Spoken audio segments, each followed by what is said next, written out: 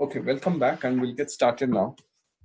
So basically, there are various scriptures, and not all of these are available in English. And one of the motivation why you might want to learn Sanskrit is some of these are available, or most of all of these are available in Sanskrit. So basically, without knowing Sanskrit, and if there's no translated book, you will not be able to decode the secrets of a lot of this Vedic science. And that's why a lot of people know only there is Ramayana, Mahabharata, or few things. There are so many of these books that has the secret or the key to your reaching a different state of body and mind. So we'll get into the next slide. And so now we talked about a lot of Vedas and yogas, and what is the connection. So Veda is the knowledge through which yoga came out. It is not that yoga came out without any theory. The theory was in the Vedas. And after Veda, a lot of interpretation came as Vedantas or Upanishads. And during that course, some of these were applied, and yoga came out as one of the. So we will go into the most controversial topic of gods. Don't say that God exists or doesn't exist. I'll leave it to the individuals or to the truth, universal truth. What I'm trying to just talk about is from a Vedic principle, what is gods? So basically, we have, I don't know, 100 plus gods. Typically, from Vedic science, there's only three gods, which is your Brahma, Vishnu, Maheshwara. So your Brahma is the creator, Vishnu is your, the growth or sustenance, and Shiva is the destroyer. So this tree represents what we call as a life cycle. Even in IT or any thing, you have three. There's something life cycle, right? From birth to growth to death. That is what the three major gods are: Brahma, Vishnu, Maheshwara. And whatever your Rama, Krishna is all Vishnu avatars. So basically, a version of different avatars Vishnu took, and that came as various. It could be happened Mahabharata, Ramayana. I will not comment on it. Once I tell you, but those are all part of Vishnu's. So basically, any god connects back to three principles of Vedic science: your beginning, your growth, and your end. So with Brahma, Vishnu, Maheshwara, if you're doing it, you're basically talking about your own, your birth, your growth, and then you finally die, right? So the Shiva Shakti. Okay, so your Brahma, Vishnu, Maheshwara, as I told you, and also with each follow, there are a lot of sects who follow Brahma or Shiva, so they put their own vibhutis or tilkas. So this just represents their god or their following. So ultimately, in Vedas, it just doesn't say that you need to go meet Shiva or you need to get this from Brahma. What it says is Aham Brahmasmi. So basically, if you're saying Aham Brahmasmi, that is the self is Brahman or your consciousness is Brahman or Brahman. See, Brahman and Brahmin we will demystify a bit in the next slide. But at the end of the day, your consciousness is the God. And in that God, there is no Brahma, Vishnu, Maheshwara. All the three are there. If you can meet your own consciousness, or you can meet your own consciousness, then you have reached God. Okay, that's the final bliss state. A lot of intuitions will come in, a lot of siddhis will come in. This is the core principle of Sanatana Dharma, or you call as Vedas. And then came Hinduism, where you follow Rama, Krishna, or any versions, that's fine. But at the end of the day, all this connects to this root of Brahma, Vishnu, Maheshwara. Brahma, Vishnu, Maheshwara connects back to the root, which is consciousness, where Brahman is there. And we'll just talk about Brahmin and Brahman. One more controversial topic. I'm not subscribing to anything. I'm just only showing you what is there or what is being told with different books. Okay, so now you talked about Brahma. Then now we just talked about Brahman. So Brahman is your consciousness state, which is there in your pituitary gland, or that is your final destiny to meet your Brahman, or the Kundalini Shakti has to go meet that you can realize your Brahman in your right in the middle of your brain, not in the forehead. And so Brahma was more about growth or sustenance, but Brahmin is a caste, like how you have other caste. There is Brahmin caste. So anyone who is born in that thing, their children are called Brahmins. But Brahma is different and Brahman is different. So you need to really understand, if you're coming to yogic principles and Vedas, there are three different things. If you are religious, you will be Brahmin or you will be Kshatriya, you will be fighting in that. If you're coming to little better and Vedic principle, you will be more talking from Brahma, Vishnu, Maheshwara. You will respect all the three, because without all, you wouldn't have you wouldn't have you can't go through your life without a birth and a growth and a death, right? So you will respect that if you're in Vedic science. But if you're in yogic science, your ultimate goal, you would have your target in any yoga is to meet Brahman, your consciousness. And how will you raise that energy is what is all about Kundalini. And how will you raise the Kundalini is all about asanas, pranayamas, and things like that. So Brahma, Brahmin is all different. So keep that in mind. So it's all about our maturity to move from caste, from Brahmin to Brahmas in Vedas, Brahma, Vishnu, Maheshwaras, or from there try to get into your own. Okay. So now with all this happening, our Vedic science. So I will not talk about our Hinduism. I'll talk about Vedic philosophy. To get you that subtle energies which is available when you invoke in your consciousness. You will have to work on panchakoshas, shatachakras, panchapranas, panchabhutas, trigunas, tridoshas, and nadi. We'll just talk about highlight on that. So basically, we just went through this. What is this? It's all about various koshas, nothing but your pancha koshas we call. So koshas in Sanskrit is called five pancha koshas. So pancha koshas, I told Mooladhara is where your energies are there. It is seriously there. And why we cannot realize is it is just between our two legs. Most of us do not work on that area. And if you know certain yoga siddhis, you can invoke that energy between your legs to the next levels to Swadhisthana, Manipura, Anahata, and things. So if you get to do some Kundalini workshops, do it. Some might get realizations. If it invokes, you will experience quite different things. And with all this koshas now, your what we thought is there is only inhalation and exhalation, but there are beyond that. The air, what it goes into your body, basically can come out down with apana vayu. So basically, what so it's not only nose, your anus also it excretes the air. So that is apana vayu. Anything which comes via your nose is udana vayu. Then there is the air circulating within your nadis or the energies, which is called prana, which is at the chest area. There is samana, which is also at the stomach, stomach areas. The whole body is having vyana. So there is quite a bit of science in the air, what is there inside your body. And a lot of people don't know that beyond the 2 years, which is breathing and which goes out of anus, there are beyond so many, and these are all pretty much doable if you do acupuncture or if you do some of the if you do other nadis thing, you will understand all that how to do it.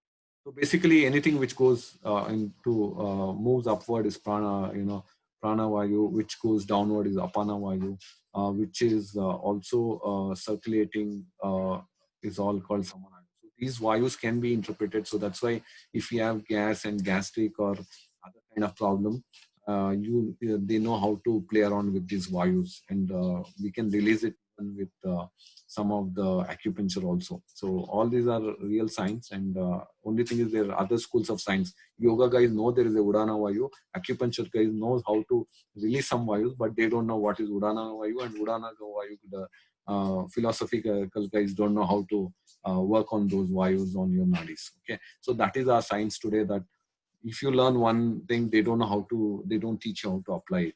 So if you want to really work on all this, you might have to work on cross skills.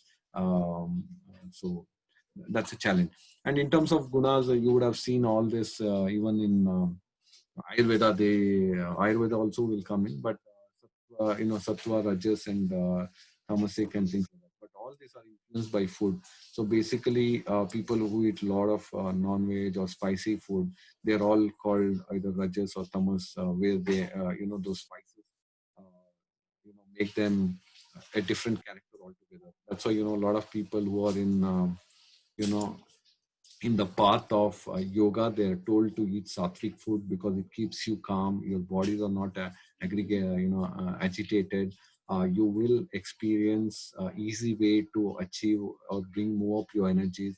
In sattvic food, there is more energy, but less of anger, less of irritation, or less of the other factors. So that's why, if you want to, and no one will tell you, like, if you're in yoga, to achieve easily yoga, try to be sattvic. No one will tell you. So that is another gap what you can see in yogic science, that they are not teaching your annamaya koshas, where basically your food influences your body. You can try as simple exercise early morning. If it is very difficult for you to bend and twist, so don't try to eat any spicy food, or don't try to eat grains. Eat some sattvic food, which is raw food. It won't have spice, it won't have grains. Eat something light as a fruit, and try early morning exercise or early morning asanas. It becomes so easy. Your vayus also won't be affected. Apana vayu or udana vayu also will not be there. So there is a missing gap now with yoga and diet, that people are not telling how to make it faster. How do you accelerate with using these gunas? Be sattvic, your yoga becomes better, it becomes faster. No one will tell you that. So you struggle to eat all nonsense and try to do your asanas, and probably you won't achieve anywhere. So today's yoga education has become like this. Everything is disintegrated. No one is giving you the flow. No one is connecting the dots. That is what we are trying to achieve in this. So I'm not a good expert in any of these definitions or talking, but what I'm trying to do in this whole session is all about connecting the dots. How you can use gunas to achieve easy asanas. How, if you do certain asanas using certain samitas, you will achieve the next level of things. So these will not be taught in any yoga schools. And even if I teach you, the biggest challenge is we need to practice it. So even myself, I don't get time knowing all these theories to go apply it, because we have other. And if it applied also, you will get into a different state of mind and state of thought process. You might even leave this society where you were struggling, and now suddenly you have acquired some kind of different energies, different mood set, different mindset, that I want to be in this state. I don't want to go back and eat that or be part of this. And then because this requires sacrifice, and once you sacrifice and you have achieved a different experience, you will not go back. So that's why it's a dangerous path. You might relinquish a lot of things, because once you experience this, there's no going back. So I've done a limited way of testing all this. That's what I'm telling, and it is possible. It's just that you need to connect all these dots. How do you can take yoga to certain books of Hatha Yoga Pratika, and if you can practice that, you will experience different state of body and mind. And you come back to your Ayurveda, Vata, Pitta, Kapha. All these are connected back to yoga. So we'll tell you how it is. Your Vata, Pitta, Kapha, we will demystify in the coming slide. But when you do this meditation, a lot of people are not taught. You can play with your body's temperature. Basically, if you know the sun nadi, so if you breathe only on your left nose with your sun section, your body can get hot. If you want to make cool your body, just breathe on the right side of your nostril, just right side. The body will become cool in few minutes. So these are the real secrets of yoga, that everyone will tell, just close one nose, open it the other. That's not the way. You need to understand in each nose what is happening. What is basically a left nose? It is basically pingala, or the sun the nadi. That means if you breathe on the pingala nadi, it can generate heat in your body. So if your body is certain things, so similarly they will identify. Some people, if you see doctors, they will just notice which side of your nose you're breathing more, and they'll tell you the certain state of your body. So basically, not everyone will be. So that's why Nadi Shuddhi, when they say, no one understand why you're doing Nadi Shuddhi. So basically, if you're doing Nadi Shuddhi, you're basically trying to balance your breath between two nostrils. So typically, if you notice your own breath, you are not breathing from equally in between left and right. Based on your body constitution, based on what you are currently eating or whatever your body state is, you will be dominant on any one of the nadis. You'll be breathing more on right or left. So based on that, your body thing. So if you want to manipulate it, it is like your thermostat. You can play around with this. So these are very gyans, and even if you understand the gyan, the practice is the biggest part. And at the end of the day, what are you achieving in this? You see the kundalini in the bottom, and it is there. I've tried with few people. I've tried exploring. There is that energy between your legs, but if you read certain samhitas, they will tell you how to invoke it. And if you invoke it, be careful. Okay, moving in the next, you have this various nadis. I talked about it. See, this slide will never tell you which is sun and moon. So basically, even if you tell, they will not tell you how to manipulate it. If you're feeling too cold, then go on right. Then if you're too, so like that, no one will tell you all this, Chandra Nadi, Surya Nadi, and even if they tell you, they'll not tell you how to apply it.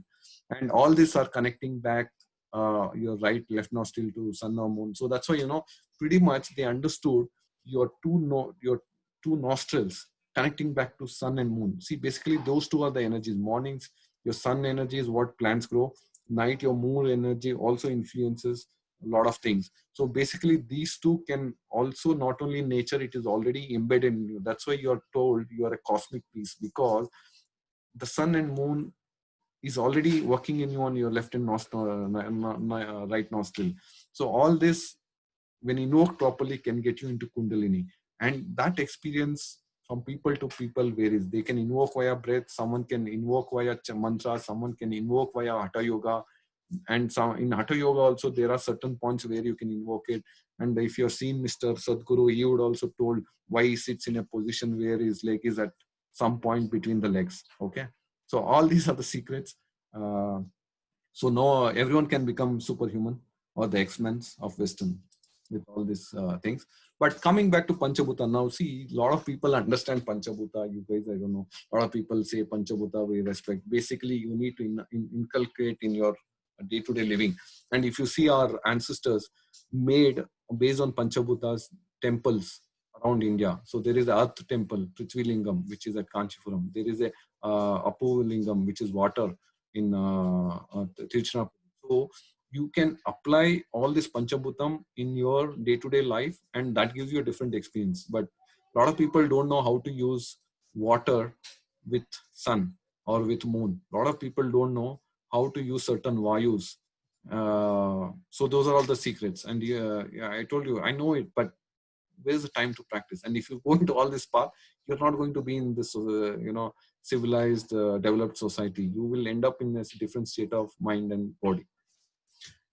So take it at your risk, and no one is expert in this. Everyone has their versions. Everyone, even if they have their own versions, the way to invoke you is different for everyone, because you don't know which will work for you. But you will have to go through all this of state of or affairs of subjects. Yeah, as you see, I'm touching you various points and connecting you how these koshas connect to your pranas connect to asanas connect to certain siddhis. That is where you need to take the and otherwise there are better acharyas than me. They'll talk better Sanskrit than me. They will give you the whole Bhagavad Gita in a session, but no one will tell you how you can apply this in your own enlightened or a level up from what you are today. Okay, so back on the same psychic sheets which we talked about. Same different pictures to get you better ideas. But now we'll come to the biggest part. Now we talked about, there is energies that sitting between your leg. And if you want to invoke that, you can either do asanas, which I told you, some pratikas and some samhitas tell you, or Mr. Sadhguru knows how to sit. And beyond that, you can also use certain mantras, Muladhara, Lam. So Lam creates a vibration in your body which can touch certain aspect of your energy which is stored and can bring up. So if you see anatomy, just below tailbone, there is a kind of energy and it can be invoked. I've tried it or I've learned it from someone, and but it is dangerous. So don't do it without yogic guru's consultation. But think what you want to achieve in this. Just flexible body, you don't have to learn all this. But if you want to really get the bliss state or aham brahmami, all this is a journey. You don't know whether you'll achieve in this lifetime. Even if you don't achieve, at least you'll experience something. And even if you experience something, you will have to let go a lot of things in your current lifestyle. That is where it gets difficult in getting into this path. And that's why you would have seen a lot of sannyasis and all the best. Someone would have experienced this, they go in that path. And they cannot tell to people because a lot of people will laugh, you talk all this. So anyway, moving into mantras, what is mantras? Now, the real secret of mantra is like, a lot of people do yajnas at home, bring Brahmins to chant the mantras. And see, the whole point of mantra is that it creates a vibration in your body. And if you're creating a vibration in your body, you have to tell the mantras. You can't allow others to tell. So basically, if you're doing yajna at home, you sit down, you tell that mantras. And most of the today's whoever, I don't want to blame Brahmin or anyone in this whole thing. The whole thing is someone has to understand scientifically mantras are a vibration, and that vibration has to be created in your body. And if it has to be created in your body, you need to repeat that. And that mantra is nothing but, as you see, a mantra is all about a seed or a kind of a vibration. When you keep telling that, it gets planted in your mind and it can invoke certain part of your body with that mind. So if you see Om, Ah, U, M, when you say Ah, U, your brain, your upper body and lower body gets stimulated. So basically, you don't need massage to stimulate physically. You can also stimulate certain organs with mantras. So mantra secret is not about, you have Gayatri mantras, you have various mantras. The mantras will not bring any god from sky. I'm sorry if I'm hurting anyone's understanding of Hinduism, but scientifically I'm saying, okay, and I might be wrong. So just ignore if you don't like my comment. But it will basically create those vibrations. And make sure, I believe in mantras, but you need to chant it. You can't expect someone, you pay someone and they will chant it for you. Okay, it will not work. So all these mantras are bija mantras, or a seed which can get into your, when you repeat it. My first argument when I get into yogic sciences, why the hell should I talk about repeat myself in mantras? I never by-hearted anything in my life. I've understood everything. Logical understanding is important than by-hearting any mantra. So basically, what mantras that it does is basically, no one is asking you to tell without seeing. It's not an exam that you need to by heart it and say in 10 lines of mantras without saying. Even if you see, is fine, but you need to pronounce it properly, experience it. Pronunciation is important, and you need to tell that. Even if by seeing you can. So don't try to get into mantras just because, oh, I need to tell or chant it without seeing. No, you can see and chant, but you need to make that a seed or that vibration to get into your body. So that's the whole secret of mantras. I'll not take more time. We'll move on to the next one, which is about your Panchabhutam or Tridosha connection. So now we talked about Vata, Pitta, Kapha. We know 5 elements. What the hell now will you do all with this? So you need to get into the connections between all the. See, now this session is interesting. I don't know, a lot of people missed it, but whatever I was talking about, koshas or the mantras or all will interconnect. Now this is where you need to understand your final state of bliss is in Aham Brahmasmi, is when you combine all these asanas with mantras, with your panchabhutas, with your your body states, vata, pitta, kaphas, and all this. If you know to use how 5 elements with vata, pitta, kapha, and with doshas, and with some mantras and asanas, you will achieve faster. So a lot of imbalances are there in your practices because you don't know to eat sattvic food to get faster with your asanas. And once you get faster with asanas, you have to use mantra in conjunction with it. So read some Shiva Samhitas. You beautifully, it is coming right from those days. Today's yogas, power yoga, all yogas are just a money making racket. I don't want to blame everyone. Okay, it becomes another controversial. I say typically, see, I learned from SVSI. SVSI is holistic. There are few institutions like that. But wherever you go, there might be good and bad. Only understand this, building blocks of yoga asanas or yogic science, Vedic science, and see who can make justice and invoke certain different state of body and mind. If you get to even 1% of change in your body and mind, you have achieved something in yoga. Okay. So there are connections that if someone has a Vata Prakruti, that means he has more space and air element. If someone has Pitta element, he has more fire and air. So you need to connect like this. So what I connected you, the whole story, similarly your 5 elements and your, Prakrutis are connected. And moving in, the whole secret of now asanas, I told you there are certain points in your body which you need to invoke while doing asanas. Similarly, when you do pranayamas or when you do meditation, the real secret is in how you breathe. And if you know this technique, the whole principle of meditation or pranayama is that you need to take a inhale it, but immediately you don't exhale it. See, typically in what we're doing today now is we just said we inhale and then we exhale. That's not the way. If you really want to get to meditation state, you have to pause. When you pause in the middle, that's where your body gets into a different state of affair. You can stop your mind thinking. Just imagine Osho says, you will be lying, crying that you didn't get a rank, or my life is not happier, or someone scolded you. Just stop breathing for a minute. Just see, all those thoughts will just run away. Like, for you would have been crying that I don't have money, but just stop for a minute breathing. You'll tell, forget money, I just need a air now. Okay, so the biggest and easiest meditation you can do anywhere, anytime, is try to take pause in your breath. And when you take that pause, your mind will get away from thought and it will come to your Annamaya Kosha. It will come, try to focus, tell you, boss, give me the air. I don't care about, what happened in office, what happened in home. So wherever you sit, wherever you do, you don't try to get 7 o'clock and get to a yoga role. Just sit anywhere. Just try to pause and when you start pausing it, if your heart is not a strong heart, it will live another 50 years extension will happen, because your bodies are born with certain capacity, like how you have scooters and things. So there is a very good research on pranayama who did scientifically. So basically what it says is everybody's your heart, when you're born, based on your genetics, it knows I can breathe next 30 years with so much of time.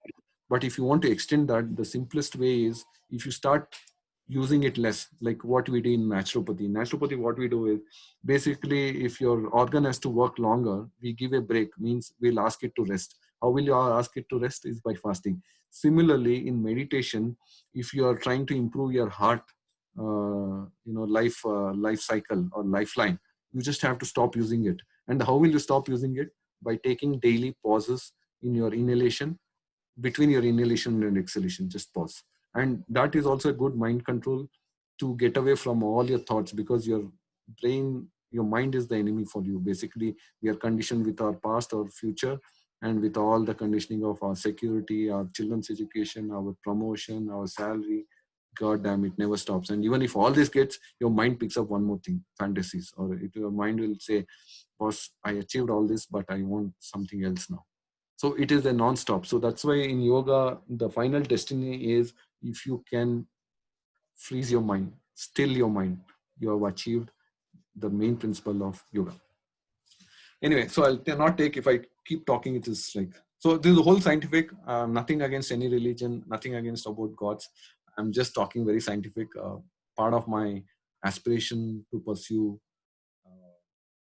yoga research is all has to be scientific. So I'm glad that okay, I'm now nearing another 10 minutes deadline, so I'll end this in another 5 minutes.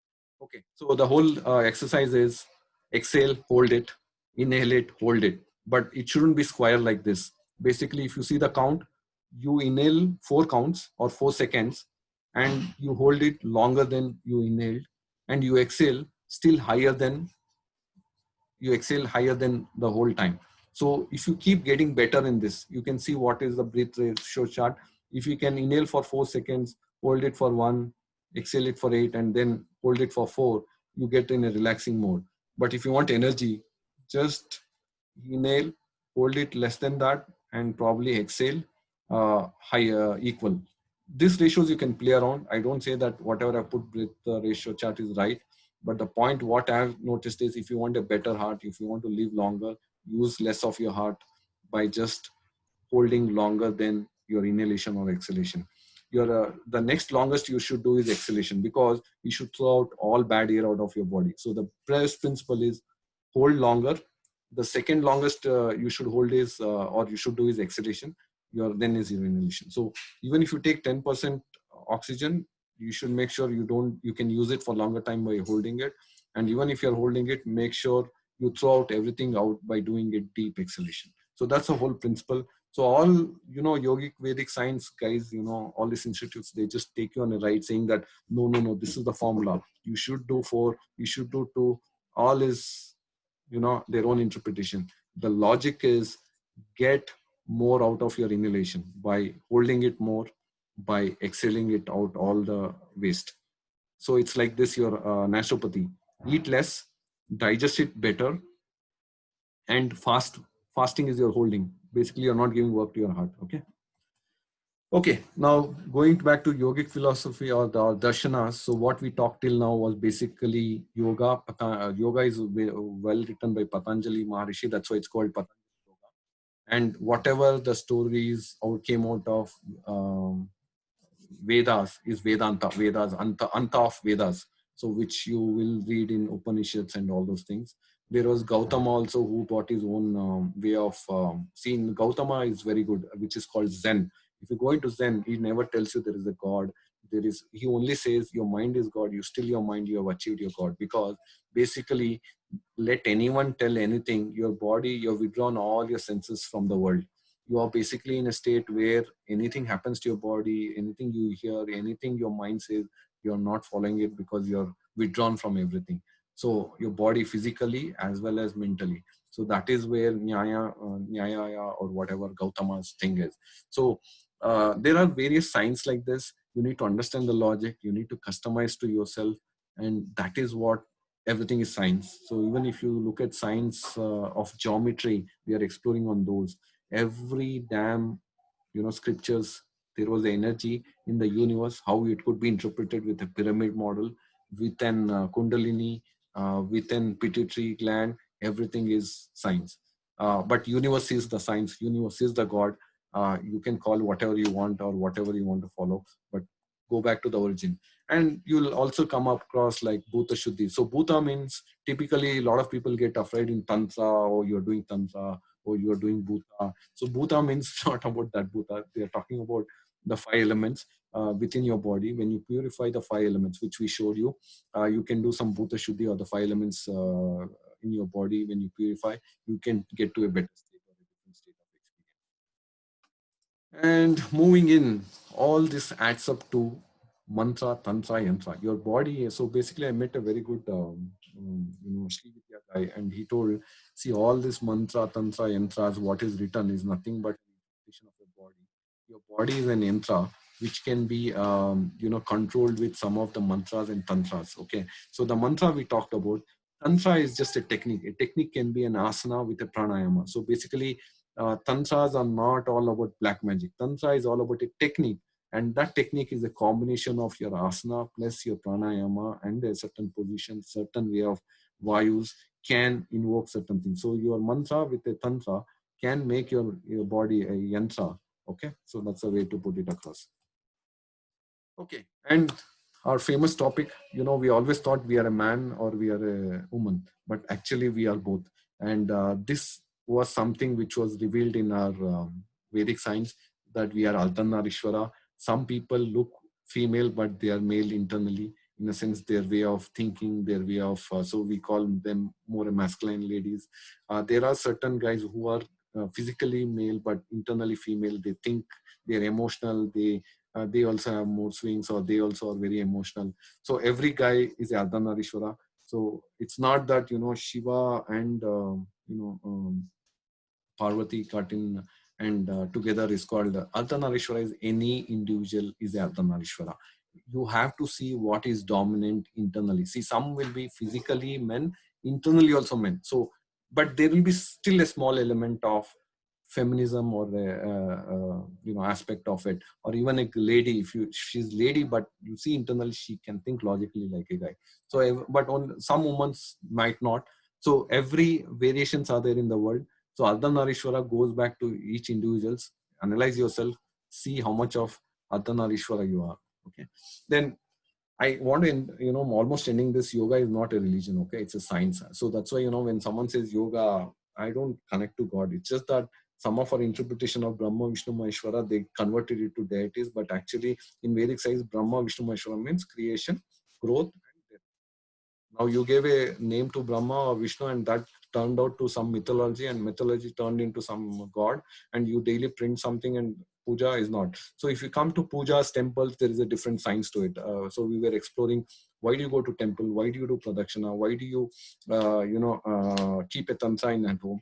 So all this is science. We can talk it, but today's tantra, what you're following is absolutely nonsense. If you are trying to, build a temple somewhere where there is no energies, and it is not scientifically done with a dome and with the energy from the earth, you're not basically visiting an energized temple. So most of the Vedic times temples were, I'll come to that slide. Okay, because that slide details are there coming up. So we are just trying to go beyond religion, because religion talks about this is the way you should put a bindi, you should put a kalungra. All that is a religion belief because someone else has experienced and you have to follow.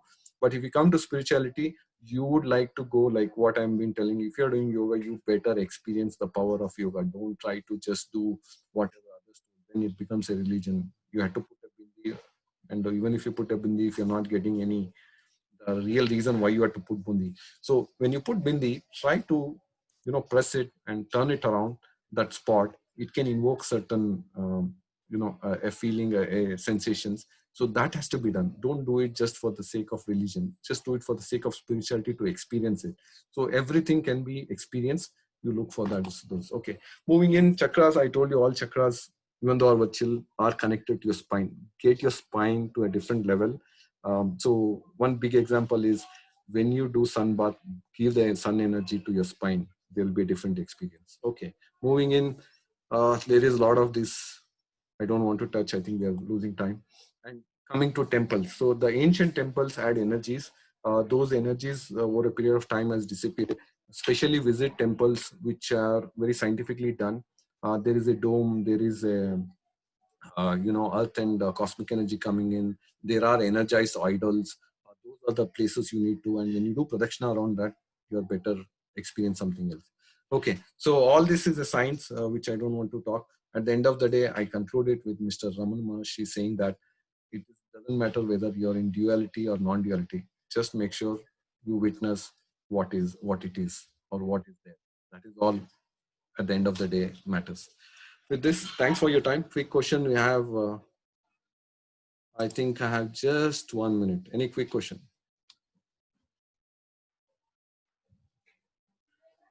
I think too much for a day. I think you can't even think that there's so much. And if you have any questions now.